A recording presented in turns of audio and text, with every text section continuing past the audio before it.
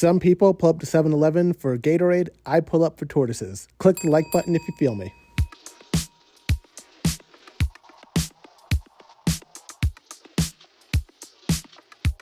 Alright guys, welcome back to the channel. I am so excited. I've missed you guys. I have been super busy at work and now finally taking a breath to get another video out there. Now that fall is officially here, I want to just take a beat and look back and see how far these little tortellinos have come.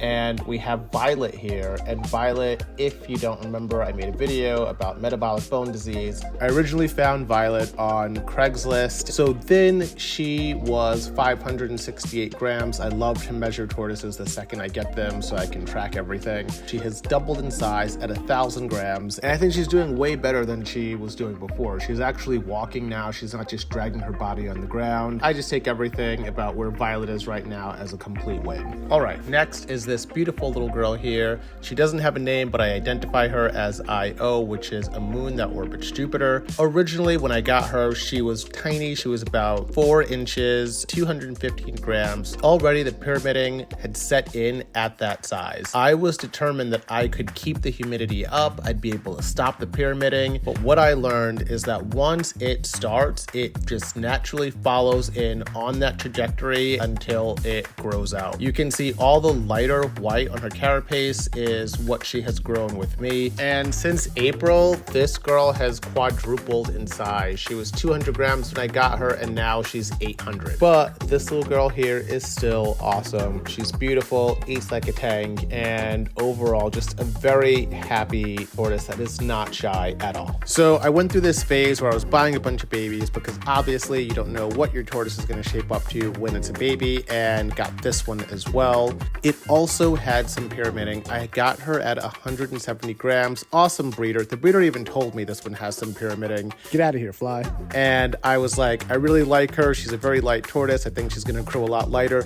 One thing, if you look at getting a light tortoise as a baby, just know the colors will change like it has here, but I still think that she's incredibly beautiful. But I say it again that even at 170 grams, that pyramiding did set in. This little girl here is probably my favorite. I absolutely love her. She is from Tortoise Colonians, and I'm so lucky to live so close to such an amazing breeder. This tortoise's mom is actually one of the original imports from South Africa, and I just love the South African patterns. This one actually makes you understand the name leopard tortoise a lot more, and also it is so awesome to have a tortoise from a breeder that really knows what they're doing in terms of setting a tortoise up in the very early stages.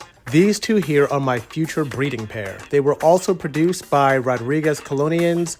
I have a great friend that is going to focus more on his Andy Hedge collection and offered these two to me at a great price. As you all know, tortoises take a long time to mature, and since I'm looking to get into breeding, I needed to find the biggest pair that I could afford, and they're still 2 to 3 years away from being ready to breed. Alright, story time for you.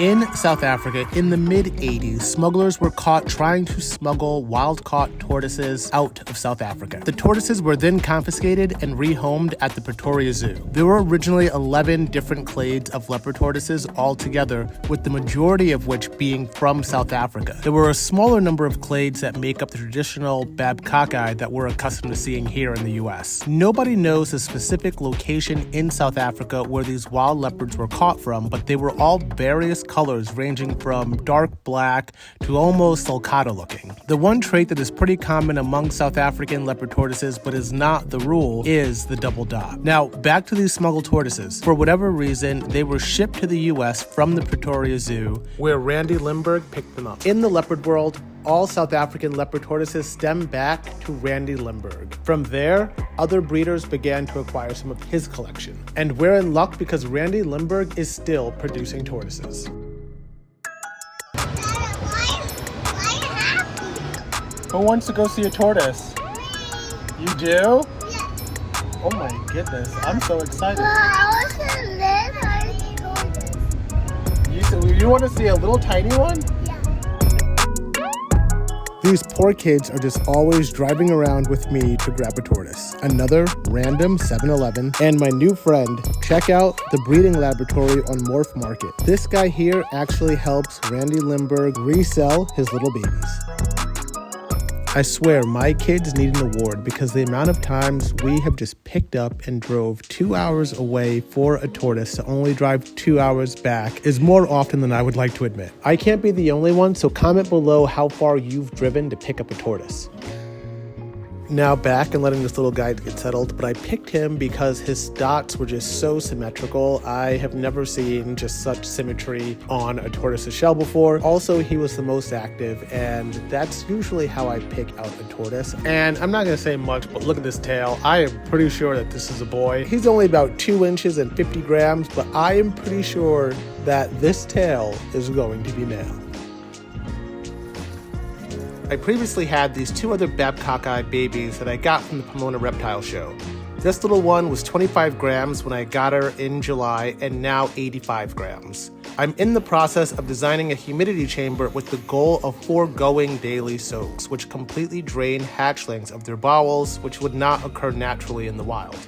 This chamber is misted down twice a day and maintains humidity levels over 80%. This gem here is from Capitola Farms. If you haven't seen them at a convention, I highly recommend it for one of the best leopard conversations you'll have yet. Last but not least, the 2 tortoises that are never really featured on the show but are equally loved are the Russian tortoises. These guys are incredibly special, and I would almost say that these 2 are the only 2 that I actually consider pets. Batman, who is the male, was a gift to my son when he turned 6. And out of all of our tortoises, Batman has the biggest personality by far. I believe Batman was wild caught. We were told he was about 4 years old, but I actually think that he's upwards of 10 or even 20 just by looking at his carapace. One of the difficult things with testudos in general is that they are so good at hiding. Russian specifically, I actually call them dirt frisbees. I'm actually looking for Sweetie Rainbow, so that's why I just made this a time lapse. It's taken me an hour to find her. She is my 3-year-old daughter's tortoise, and we actually call her Sweetie Houdini because once she digs herself in, we can never find her. This is a 6x3 garden bed that I got for $200 on Wayfair. Then I've added about 4 inches of dirt to it, and even though that's pretty shallow, finding Sweetie is very difficult. On the day that I shot this, it was about 90 degrees, and she found the coolest place to bury herself in. I'm actually digging them up so I can begin daily soaks and prep them for hibernation, which will be in our refrigerator this year. I'm moving them up closer to my office so I can monitor them. Since they've stopped eating, I plan on putting them into the refrigerator on December 1st for about 8 to 12 weeks. If they don't lose too much weight, then I'll do 12 weeks. I'm actually really excited to be hibernating these guys in a refrigerator. It's a controlled environment. I don't have to worry about ants. Last year, I was digging them up just to check on them, and there were ants crawling all over them, and I couldn't really tell if that was comfortable for them or not, even though that's what would happen naturally in the wild. They're not wild. They're my pets, and wanted to make sure that they were okay. So this year, I think this is going to be the best option for us. Thanks for tuning into the channel. I really appreciate all the support and feedback that I get. Drop some questions in the comments below, and I'll be sure to get back to you. I'll catch you on the flip side. Peace out.